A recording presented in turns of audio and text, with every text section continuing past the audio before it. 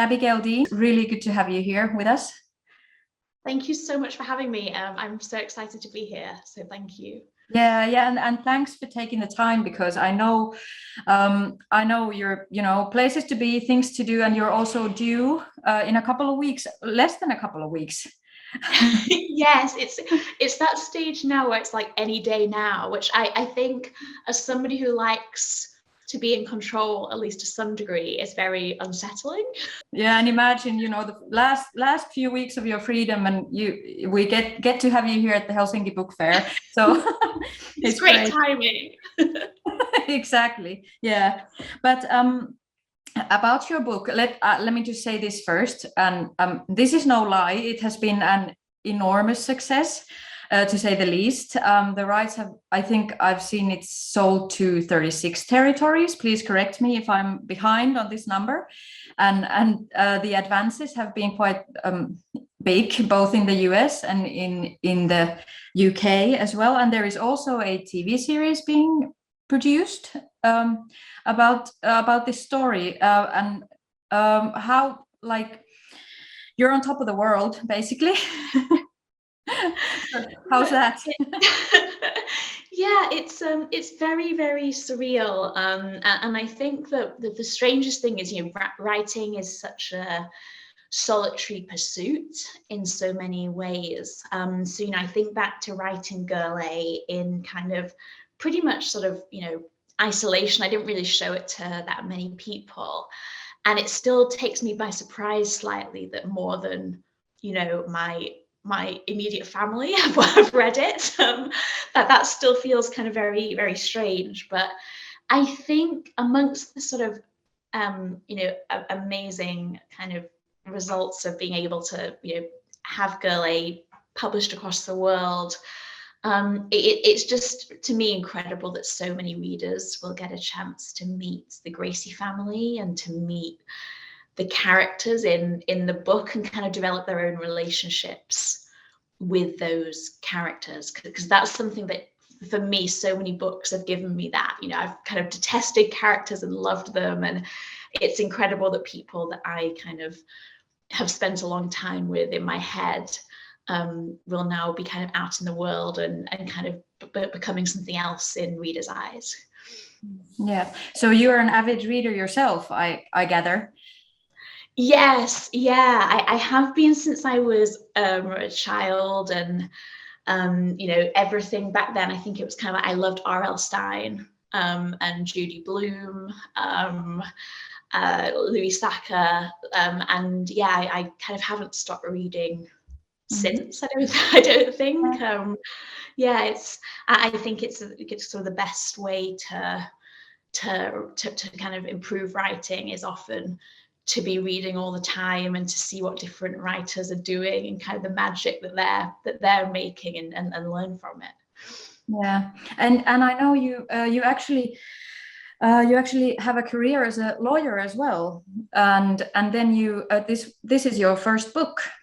So were you planning on this a long time, to write something yourself, or did it just come out of nowhere?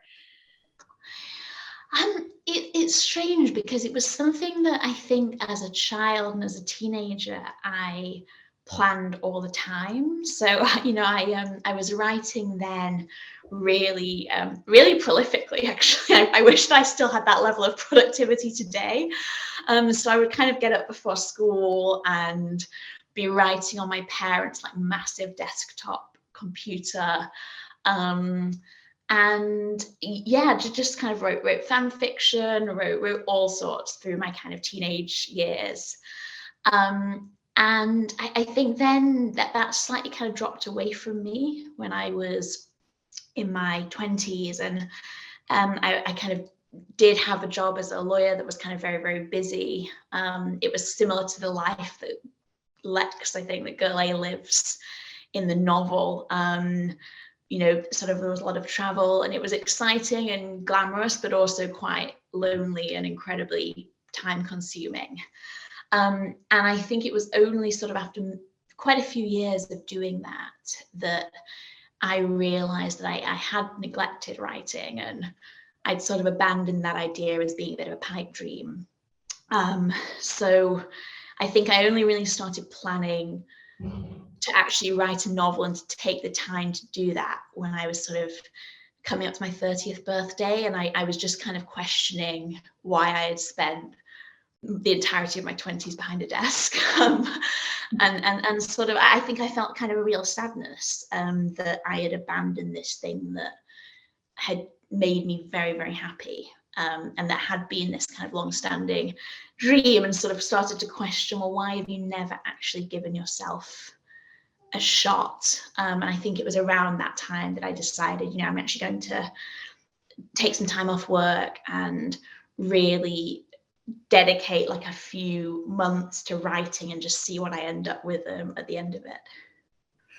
And did you, when you made this decision, did you already have a story in mind? I did. It was part of the kind of deal, I think, that I made with myself, that if I was going to sort of leave my job, which I did for sort of a number of months, then I needed at least a plot. I needed at least some kind of plan, being an incredibly risk-averse lawyer. So I had the sort of grains of the idea for Girl A, I would say. I knew that I wanted to write something about siblings, about a big family, and the complicated relationships between different brothers and sisters. And I also knew that I wanted to write something around true crime, but from a slightly different perspective. I wanted to think about not the sort of crime itself and the action of that crime, but about the aftermath and how different people deal with trauma after a very publicized event, in their kind of quiet selves afterwards. So I had those kind of ideas, and I think they fell together, so that I sort of had at least a 2-page plan before I left my job, which was sort of something. So I wasn't necessarily working with a completely blank page from the beginning. Yeah, and 2 pages is more than none. So. Yeah, exactly. It's just some kind of guide, and it's a bit less terrifying than that completely empty page on Word. Or Exactly. The book is actually initially inspired. It was initially inspired by the Turpin case in the US. The Turpin family had 14 children, and they actually sort of secluded the children from the outside world, and they severely neglected and abused the children, and ended up in a prison for the longest time, when one of the children got away and sort of called the authorities. And this is sort of basically what also happens in your book. And the family is called the Gracie family, and Girl A, she's Lexi, and she's the one that gets away in this book. So how much of the Turpin case is in this book? I think that one thing that really struck me about that case was the kind of bravery of a teenage girl who kind of managed to break away despite being in very, very difficult circumstances. I think that element was something that I found kind of exceptionally, just kind of incredible from that case.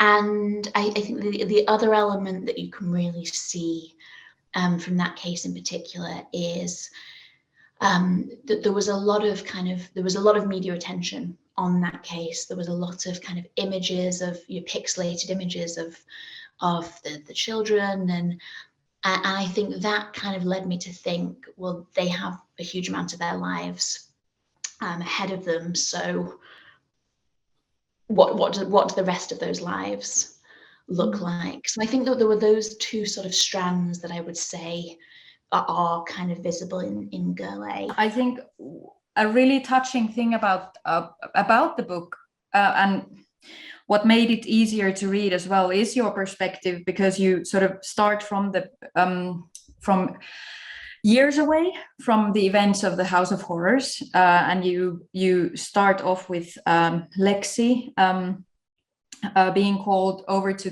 to the prison where her mother has just died, and she becomes the executor of the will, and therefore is sort of in a way forced to also contact her siblings. Some of them have grown apart more and some of them have grown apart less, and she's sort of forced to face her past in this process of having to decide what to do with the house where it all happened, and sort of taking care of her mother's estate. And I think that is actually, you do write about the past as well and about the events of the house too, but your main focus is in the present and in the aftermath, like you said, and in the survival. And that's what made it easier for me, at least, to sort of read the book, because it was sort of from a safe place for the reader, for the sensitive reader as well. So was it difficult to sort of not tell too much, but also sort of tell enough about the past events? At times, I think it was, and it was one of those things that was really, really important, I think, in terms of telling this particular story, that it never did feel exploitative, and it never did feel kind of gratuitous, because I would have, that was just not what I kind of wanted the novel to be at all. What I think helped hugely with that is that you very much are guided by Lex, like by Girl A, through the novel. And Lex is a very kind of cynical, quite wry character. I think she tells her account of the past in a very dry and sometimes humorous way. I think, you know, she kind of has there is kind of humor to her voice, and even discussing kind of very, very difficult things. And I think that kind of gives the novel a lot of its hope, that although things are kind of incredibly difficult for the family at times, your narrator is always Lex, and she is somebody who is incredibly resilient and strong and clever as well. And I think that gives the book kind of a lightness in its kind of darkest moments. That was one thing that really kind of lifted things to me, as having Lex as that kind of amazing woman who leads you through the novel. And I think also there was a lot of focus on Lex doesn't know everything that did take place in the house. So I think there are missing pieces of information, there are missing kind of details that are left for readers to populate themselves. And in a way, I think sometimes I find that more unsettling than incredibly graphic descriptions, for example, of violence, which I actually don't see as particularly powerful ways of writing. I actually think kind of often it's the quieter, ambiguous moments which are kind of most powerful. And I think that's the case in Girl A often as well, that there is balance to be found in withholding certain things, because I think that lets readers fill them in themselves. Was there is the saying that it takes a village to raise a child, but in this case, I think it's like it takes a village to keep a child safe, which obviously didn't happen in this book. They had some, the Gracie children had some adults around them other than their parents, but all of them just sort of more or less just stepped back and hoped for the best. And that I think that really got me thinking. That in a way, I think, is the most, for me, kind of reading Girl A is the most kind of difficult question that I feel like you have to ask yourself, and I ask myself, is, you know, what would you have done if you see this family who are in many ways kind of ridiculed. You know, Lex is kind of given a relatively hard time at school, and they're sort of ostracized in a way from the community for their oddness. And that's the question that I don't know the answer to myself in terms of, I think everyone likes to think that they would have been the heroic one and the one to investigate this further, but nobody does. And some of that is because father's character is very kind of manipulative and clever in his particular way. And you do have these characters who get very close, I think, to trying to do something. So you have one of Lex's teachers from school, Miss Glade, who obviously knows there's something not quite right, and she has a real bond with Lex. But ultimately, no, like people sort of do look away, or they don't believe they have kind of the sufficient power to interfere or to kind of step in. And I think that's in a way possibly the most uncomfortable part of the novel for me, is not knowing myself what I would have done. I just don't know. And I like to think that I would have tried something, but I think often it is very challenging in these circumstances when you're just not quite sure what's going on. And Lex is very unforgiving about that. I think she kind of still really resents the community that abandoned her and her family. And I think some of the kind of some of Lex's work in the novel is actually getting to a stage of, can she forgive that community and give something back to that community, or is she kind of cursed to resent them for the rest of time? It's almost like the just hoping for the best becomes the most dangerous thing, because it is true that there can be mental illness in families. Bad things can happen, but I think at that point it's important for everybody to have sort of a safety net, the parents and the children as well. So I think that's a very current question as well in our time, especially I think with the pandemic. There's been a lot of talk like how kids have taken, they have had to stay at home for school. They've been schooling online, and there are risks, and there are sort of a payback that we don't even know about yet, at least in Finland. I guess perhaps in the UK as well, when families have been more secluded in these times of the pandemic. Yeah, it's really interesting in terms of what isolation can do to people, because I think it also, the more isolated one is, and I think you see this in father's character in Girl A, the more people are left with their own ideas and their own ideals, and I think that as they go kind of unchallenged in isolation, it can be very frightening how extreme that they can get without sort of the challenges that come with being in kind of society. I think the novel I'm working on now deals a lot with conspiracy theories, and I found it kind of fascinating how being isolated and can lend itself to them. I think those are kind of themes that you see in Girl A, in terms of as the family is more ostracized, as the kids are removed from school, there's just much greater scope for father to kind of succumb to his most extreme ideas, and that is always frightening. Who did you write? Who was the hardest to write? Which character would you say?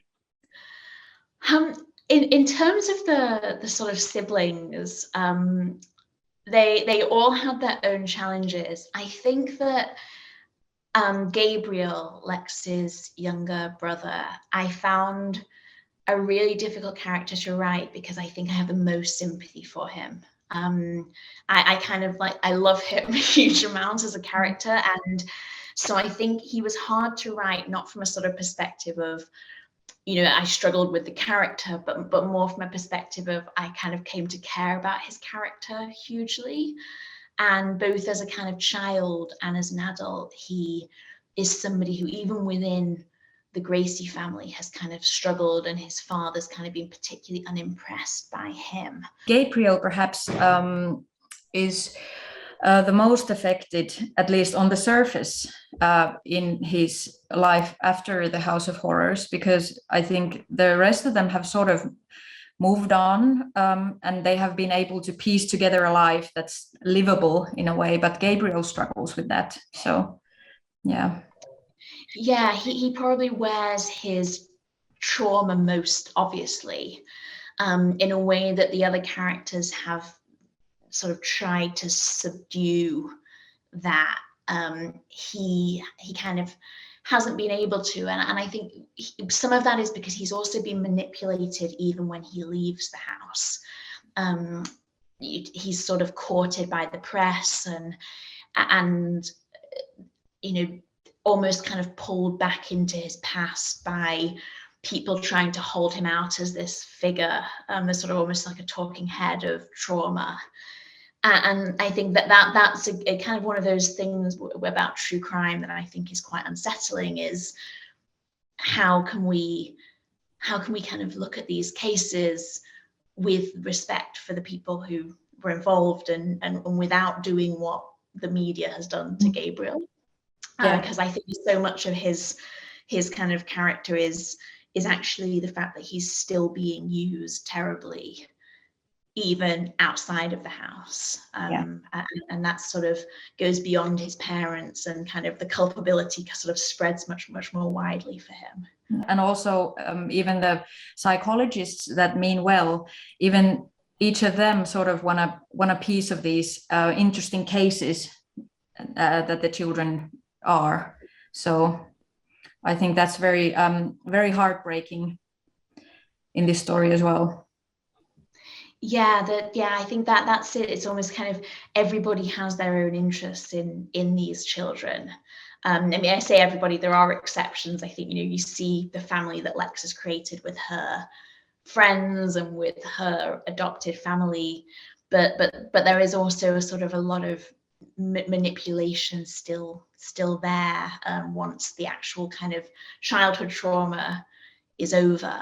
And I think that's sort of in all the kind of the 15 years that have passed since the escape from the house, that I think is kind of as sort of difficult to deal with and kind of asks equally hard questions as the events of the house on Moores Road. Exactly, yeah. And that's, it's in all of these themes and in these sort of contemplations. I think it's a stunning novel that sort of sticks with the reader a long time. So thank you. I think we are running out of time now, but I really want to thank you for this interview and wish you good luck with all your future, you know, good things you have coming.